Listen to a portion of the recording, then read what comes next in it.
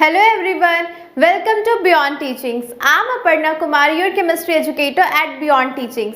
So हम class 10th के second chapter acid basis and salt discuss कर रहे हैं एंड इसमें हमने बहुत सारे टॉपिक्स को अपने कवर कर लिया है. सो लास्ट क्लास में हम डिस्कस कर रहे थे कि जो सॉल्ट्स होते हैं वो उनके केमिकल नेम्स जो है या फिर उनका जो केमिकल फॉर्मूलाज होता है वो क्या क्या होता है एंड इसके साथ ही हमने ये देखा था कि कौन से सॉल्ट्स जो है वो आपकी एसिडिक नेचर की है, कौन से सॉल्ट बेसिक नेचर के एंड कौन से सॉल्ट आपके न्यूट्रल नेचर के हैं. एंड इसके साथ ही हमने क्या डिस्कस किया था कि उनके पीएच वैल्यूज जो है वो किस तरह से एसिडिक वैल्यूज को वैरी करती है, किस तरह से उनकी पीएच वैल्यू बिलो देन 7 है, किस तरह से वो मीन्स जो है वो उससे मोर देन 7 एंड किस तरह से वो 7 के इक्वल होता है. सो हमने क्या देखा था, जो भी सॉल्ट्स जो होते हैं अगर उनकी वैल्यू 7 है तो वो न्यूट्रल सॉल्ट होते हैं एंड इसके साथ ही जिस सॉल्ट की वैल्यू आपकी मोर देन 7 होती है तो वो बेसिक नेचर का सॉल्ट होता है एंड वही आपका जो सॉल्ट की वैल्यू आपकी 7 से कम होती है तो वो एसिडिक सॉल्ट होता है. सो आज के क्लास में हम पढ़ने वाले हैं कि What are the chemical forms of salt, यानी कि जो केमिकल फॉर्म है कॉमन सॉल्ट का वो क्या कैसे होता है, वो क्या क्या होता है. सो इसमें हम देखेंगे कॉमन सॉल्ट्स के बारे में कि कॉमन सॉल्ट्स जो है वो कौन कौन से होते हैं. एंड नेक्स्ट है आपका सोडियम हाइड्रोक्साइड. आप सभी जानते हैं कि सोडियम हाइड्रोक्साइड का फॉर्मूला क्या होता है. सो सोडियम हाइड्रोक्साइड को हम लिखते हैं NaOH, यानी कि NaOH जो है वो सोडियम हाइड्रोक्साइड का केमिकल फॉर्मूला है. नेक्स्ट है bleaching powder, baking soda, washing soda and plaster of Paris, यानी इन जितने भी ये सारे सॉल्ट्स हैं इनका प्रिपरेशन कैसे होता है, ये कैसे प्रिपेयर किया जाता है, इनकी यूजेस क्या क्या होती है. तो ये सारी चीज़ों को जो है हम इस चैप्टर में यानी डिस्कस करने वाले हैं. अपने आगे की कुछ क्लासेस में इसे भी हम कवर करेंगे. सो बेसिकली आज की क्लास में हम पढ़ने वाले हैं कॉमन सॉल्ट के बारे में, यानी कि जो कॉमन सॉल्ट होता है जिसे हम क्या कहते हैं, सोडियम क्लोराइड बोलते हैं. तो जो NaCl है यानी ये जो कॉमन सॉल्ट है ये कैसे बनता है, तो हमने लास्ट क्लास में देखा था कि जो NaCl होता है यानी ये जो कॉमन सॉल्ट है ये किस तरह से फॉर्म होता है. तो जब आपका एक बेस यानी कि सोडियम हाइड्रोक्साइड रिएक्ट होता है हाइड्रोजन क्लोराइड एसिड के साथ में तो वहां से फॉर्म होता है सोडियम क्लोराइड यानी कि सॉल्ट. अब है ये जो सॉल्ट फॉर्म हुआ है इसका यूज़ हम कहाँ करते हैं, डेली लाइफ में करते हैं. यानी कि जब हम खाना पकाते हैं, जब भी हम कुछ खाते हैं तो हमें सॉल्टी चीज़ें क्या होती है, बहुत ज़्यादा पसंद होती है. तो आप जो भी स्नैक्स खा रहे हो या फिर जो खाना खा रहे हो उसमें हम क्या डालते हैं, सॉल्ट डालते हैं ताकि उसका टेस्ट जो है हमें पता चल सके. अब बोलते हैं ना कि नमक बिना स्वाद अधूरा है, यानी कि जो सॉल्ट होता है वही जो है वो हमें टेस्ट देता है. यानी कि कोई भी चीज़ बना लो आप, अगर उसमें आप सॉल्ट डालना ही भूल जाओगे तो वो उसका कोई टेस्ट नहीं रहता. सो ये जो सॉल्ट होता है यानी ये खाने को क्या करता है, टेस्ट देता है. तो एक्चुअली ये बना कैसे है, तो हमने अपने लास्ट क्लास में भी देखा था कि जब क्या होता है कि सोडियम हाइड्रोक्साइड जब रिएक्ट करता है HCl से तो वहाँ से आपका फॉर्म होता है NaCl, यानी कि ये जो कॉमन सॉल्ट है सोडियम क्लोराइड ये किस तरह से फॉर्म हुआ, यानी कि जब एक बेस सोडियम हाइड्रोक्साइड रिएक्ट हुआ हाइड्रोक्लोरिक एसिड के साथ में तो वहाँ से फॉर्म होता है सोडियम क्लोराइड एक कॉमन सॉल्ट के फॉर्म पे. नेक्स्ट है ये जो सॉल्ट फॉर्म हो रहा है तो सॉल्ट हमें एक्चुअली मिलता कहाँ से है, तो हम देखते हैं ना कि जो सी होता है यानी जो समुद्र होता है उसमें बहुत सारी चीज़ें प्रेजेंट होती है. आप सभी घूमने जाते होंगे, सी बीच घूमने जाते होंगे, तो जो सी बीच में आप जाते हो तो आप क्या देखते हो कि वहाँ पे समुद्र जो होती है उसमें बहुत सारी चीज़ें होती है. मतलब हर एक चीज़ आप देखो तो बहुत कुछ उस पर अवेलेबल होता है. तो एक्चुअली उसी इसमें यानी कि समुद्र से ही जो है हमें नमक भी मिलता है, यानी जो सॉल्ट होता है वो भी हमें कहाँ से मिलता है, समुद्र से ही मिलता है. तो एक्चुअली क्या होता है कि जो ये सॉल्ट होता है ये बहुत सारे फॉर्म पे प्रेजेंट होता है, यानी कि समुद्र में डिफरेंट सॉल्ट्स जो होते हैं वो प्रेजेंट होते हैं. तो क्या होता है कि उन सारे सॉल्ट्स में से सोडियम क्लोराइड को सेपरेट किया जाता है, अलग किया जाता है. यानी कि इतने सारे जो भी सॉल्ट्स हैं जो समुद्र में प्रेजेंट है उसमें से हम क्या करते हैं, सोडियम क्लोराइड यानी कि जो कॉमन सॉल्ट है इसे हम सेपरेट करते हैं. अब है कि क्या सिर्फ समुद्र से ही हमें सॉल्ट मिलता है, तो समुद्र से ही नहीं बल्कि बहुत सारे ऐसे जो है जगह है जहाँ से सॉल्ट्स मिलते हैं, लेकिन किस फॉर्म पे मिलते हैं? तो हमने स्टैंडर्ड 8 या फिर पहले के चैप्टर जब हमने कोल एंड पेट्रोलियम डिस्कस किया था तो आपने देखा था ना कि जो कोल है या फिर पेट्रोलियम है वो किस तरह से निकाला जाता है। तो माइनिंग प्रोसेस से जिस तरह से कोल जो है वो निकाला जा रहा है, माइनिंग प्रोसेस से जिस तरह से कोल हमें मिल रहा है या फिर जो भी मिनरल्स है वो आपको मिल रहे, सेम उसी तरह जो है वो नमक भी जो है उसी तरह माइनिंग करके निकाला जाता है। अब ये बात आती है कि जो फॉसिल फ्यूल्स होते हैं वो कैसे बनते हैं, यानी कि जब बहुत पहले क्या होते हैं, जो डेड प्लांट्स हो गए या फिर डेड एनिमल्स हो गए वो अगर दब जाते हैं हाई प्रेशर एंड टेम्परेचर की वजह से क्या होता है कि वो डिकम्पोज हो जाते हैं एंड वो फॉर्म हो जाते हैं फॉसिल फ्यूल्स में। बट अब है कि सॉल्ट कैसे बना होगा, सॉल्ट माइनिंग वे से आप यूज करके कैसे आप सॉल्ट निकाल रहे हो। तो क्या होता है कि बहुत साल पहले यानी सालों साल मिलियंस ईयर्स पहले क्या होता है कि जो समुद्र होते होंगे अगर वो सूख जाते हैं, अगर वो समुद्र का एरिया यानी जो सी है उसका एरिया आपका ड्राई अप हो जाता है, वो सूख जाता है, तो क्या होता है कि वो जो सॉल्ट होते हैं ना वो रॉक फॉर्म पे कन्वर्ट हो जाते हैं एंड माइनिंग प्रोसेस का यूज करके हम उस सॉल्ट्स को निकालते हैं। लेकिन जब वो सॉल्ट्स माइनिंग प्रोसेस के थ्रू निकाला जाता है तो वो सॉल्ट जो होता है वो रॉ फॉर्म पे होता है, रॉक फॉर्म पे होता है एंड उसे हम क्या कहते हैं, रॉक सॉल्ट्स कहते हैं।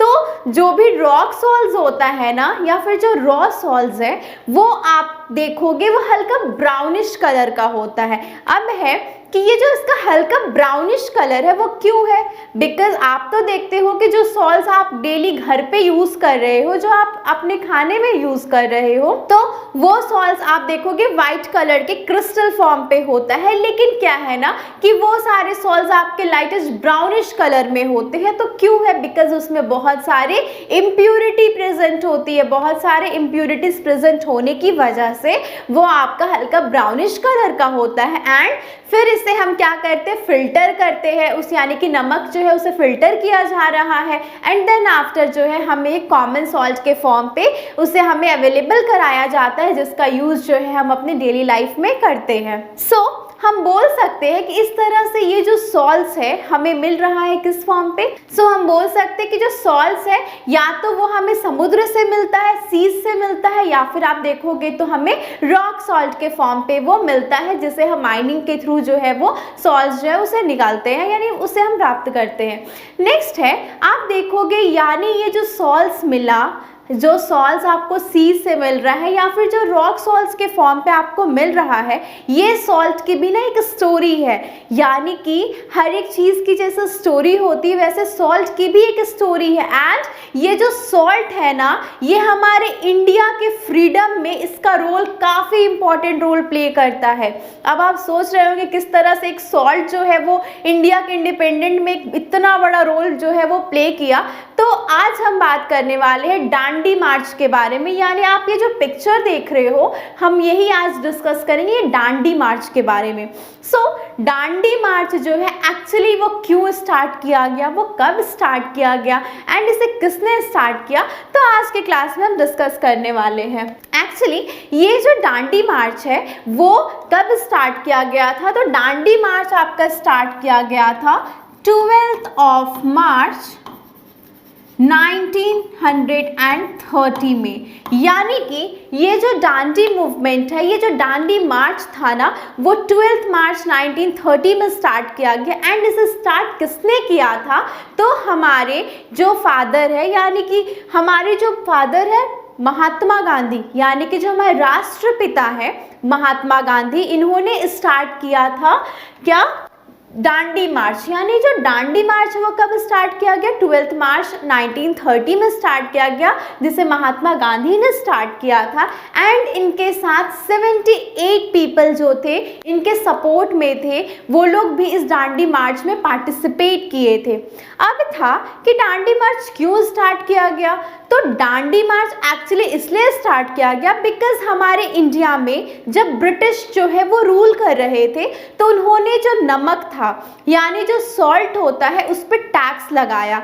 अब ये टैक्स जो था उसके चार्जेस इतनी हाई कर दी गई कि जो नॉर्मल पीपल थे उस सॉल्ट को वो यूज़ नहीं कर सकते थे। एंड होता क्या है, सॉल्ट हमारे लिए काफ़ी इंपॉर्टेंट चीज़ है, तो यानी कि जितने भी लोग हैं सभी के लिए सॉल्ट जो है वो काफ़ी इंपॉर्टेंट रोल प्ले करता है उनकी लाइफ में। एंड ये इतनी ज़्यादा उसकी प्राइस हाई कर दी गई, उस पर इतना ज़्यादा टैक्स लगाया जाने लगा कि नॉर्मल जो था वो कोई भी आदमी उसे अफोर्ड नहीं कर पा रहा था। सो क्या हुआ कि जो नमक के हाई टैक्स होने की वजह से उसे कोई भी अफोर्ड नहीं कर पा रहे थे। एंड ब्रिटिश का ये कहना था कि जो इंडियंस है वो कभी भी ये सॉल्ट जो है ना ही वो खुद से प्रिपेयर करेंगे ना ही वो सॉल्ट की बिक्री करेंगे।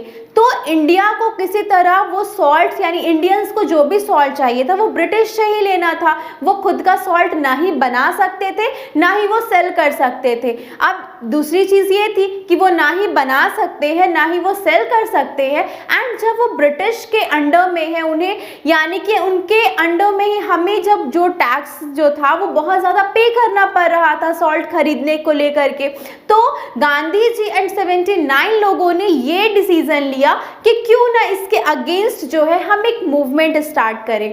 तो गांधी जी एंड जो 79 पीपल्स इनके साथ थे उन्होंने डांडी मार्च जो था वो स्टार्ट किया। तो ये जो डांडी मार्च था वो 12 मार्च 1930 में स्टार्ट किया, यानी उस दिन यानी कि 12 मार्च 1930 में अहमदाबाद के साबरमती आश्रम से महात्मा गांधी एंड उनके साथ ये 79 पीपल्स जो थे वो चलना स्टार्ट किए। इन लोगों ने 390 किलोमीटर्स की दूरी जो थी वो तय की। एंड लास्टली ये कहाँ पहुँचे, तो ये पहुँचे गुजरात के दांडी नामक गांव में जो कि समुद्र के तट पर स्थित है। यानी कि जो गुजरात का ये दांडी विलेज था वो सी बीच के एरियाज पे वो वहाँ पे है। एंड यहाँ पे गांधी जी एंड ये 79 पीपल्स गए एंड गांधी जी ने वहाँ पे एक स्टेटमेंट दिया कि जिस तरह से हमारे लिए वाटर एंड एयर जो है वो काफ़ी ज़्यादा इम्पॉर्टेंट है, उसी तरह से ये जो सॉल्ट है यानी जो नमक है वो भी हमारे लाइफ का एक बहुत इम्पॉर्टेंट हिस्सा है, यानी कि ये भी हमारे लिए काफ़ी इम्पॉर्टेंट चीज़ है। तो गांधी जी वहाँ गए एंड इनके साथ जितने लोग थे यानी ये 79 पीपल्स भी जो थे वो जब वो दांडी पहुँचे तो गांधी जी जो थे उन्होंने एक मुट्ठी जो थी वो सॉल्ट ली, नमक ली। एंड उस टाइम उन्होंने ये प्रतिज्ञा किया कि आज से जो है जिस तरह से मैं ये सॉल्ट का यानी कि जो टैक्स ख़त्म कराने को लेकर कि वो जो मूवमेंट था इसी तरह से मैं ब्रिटिश से जो इंडियाज़ को जो है वो क्या करेंगे, फ्रीडम दिलवाएंगे। तो गांधी जी का मानना क्या था कि जिस तरह से सॉल्ट का एक क्रिस्टल्स मिल करके एक सॉल्ट बनाता है, यानी आप सॉल्ट में देखते होंगे ना मिलियन क्रिस्टल्स होते हैं जिसे आप काउंट भी नहीं कर सकते। सो अगर इंडियंस जो है वो अगर यूनाइट हो जाए तो क्या होगा कि हम इजीली जो है वो ब्रिटिश के जो भी हम लोग क्या थे ब्रिटिश के अंदर में थे, हम उनके गुलाम थे, तो हम लोग को फ्रीडम जो है वो मिल सकता था। देन आफ्टर क्या हुआ कि जब ब्रिटिश को इस बात का पता चला कि जो गांधी जी एंड इनके साथ इतने लोग जो है ये दांडी मूवमेंट कर रहे हैं, इन्होंने दांडी मार्च निकाला है, तब ब्रिटिश लोगों ने क्या किया कि इन सारे लोगों को जेल भेज दिया। तो इन लोगों को जेल कर दिया गया क्योंकि ब्रिटिश का मानना था कि जो भी ब्रिटिश के खिलाफ जा करके उनके जो नमक ना खरीदने को लेकर अगर खुद से नमक वो सेल करता है, इंडियंस जो है वो अपना नमक अगर दूसरे को सेल कर रहे हैं तो उनको 6 मंथ का जेल हो सकता है।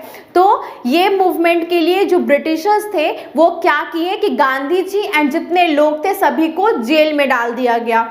देन आफ्टर क्या हुआ, 1 ईयर के बाद गांधी जी को लंदन में बुलाया गया एंड आफ्टर एंड ऑल जो भी समझौता हुआ इसके बाद जो है वो सारे लोगों को जेल से बाहर निकाला गया एंड फिर हमें ये अलाउड कर दिया गया कि हम अपना नमक जो है वो बना सकते हैं। नेक्स्ट जो है यहीं से एक नया मूवमेंट स्टार्ट हुआ, सविनय अवज्ञा आंदोलन, यानी आपने इसका नाम सुना होगा। तो ये जो जो आपका मूवमेंट था सविनय अवज्ञा आंदोलन यहीं से स्टार्ट हुआ एंड देन आफ्टर ये सारी चीज़ें जो थी वो चलती गई एंड हमें 1947 में फाइनली जो था इंडिया को फ्रीडम मिला, किससे? ब्रिटिशर्स से। तो इस तरह से जो ये सोडियम क्लोराइड है ना उसका हमारे फ्रीडम पे एक बहुत बड़ा रोल प्ले करता है। यानी किस तरह से एक नमक को स्टार्ट करके, यानी गांधी जी ने क्या किया, एक नमक आंदोलन से आप देखो तो स्टार्ट किया एंड फाइनली जो था हमें एक फ्रीडम के मीन्स हमें फ्रीडम मिला। तो इस तरह से हम कह सकते हैं कि जो नमक होता है वो काफ़ी इंपॉर्टेंट रोल प्ले करता है हमारे इंडिया के फ्रीडम पे।